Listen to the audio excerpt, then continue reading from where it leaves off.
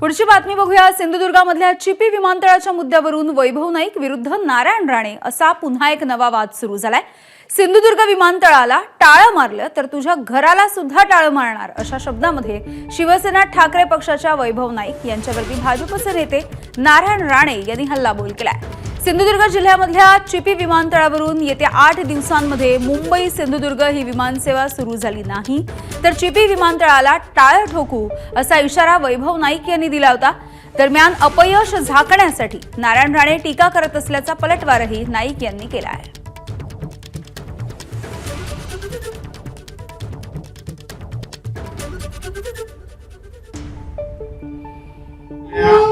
7-8 महिन्यामध्ये ह्या विमानतळाचा पूर्णपणे बोजवारा उडालेला आहे। सध्याच्या भाजपच्या नेत्यांनी, सत्ताधाऱ्यांनी, मंत्री महोदयांनी अनेकदा सांगितलं की विमानतळ सुरू होणार आहे। येणाऱ्या 15 दिवसांमध्ये ही मुंबईची विमानतळ सुरू न झाल्यावर या विमानतळावर कुलूप लावण्याचा कार्यक्रम शिवसेनेच्या वतीने घेतला जाणार आहे। 5 मिनिटं शुद्ध मराठीच्या सभागृहात कधी बोलले काय?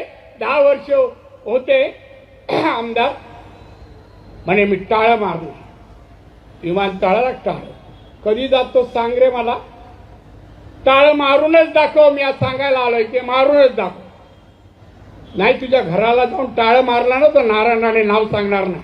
आपला विजय हा जनतेने कशाच्या रूपाने आपल्याला विजय आपण मिळवलेला आहे। ठोकशाही ला स्वीकारून लोकांना आमिष देऊन आपण विजय मिळवलेला आहे हे आपल्याला सुद्धा माहिती आहे। आपण किती विरोध केला तरी आम्ही शांततेच्या मार्गाने ही विमानतळ सुरू होण्यासाठी जे विरोधी पक्ष पण प्रयत्न करायला लागतील, जिथे आवाज उठवावा लागेल, जिथे टाळं ठोकायला लागेल तिथे आम्ही ते ठोकणारच। एबीपी माझा, उघडा डोळे बघा नीट।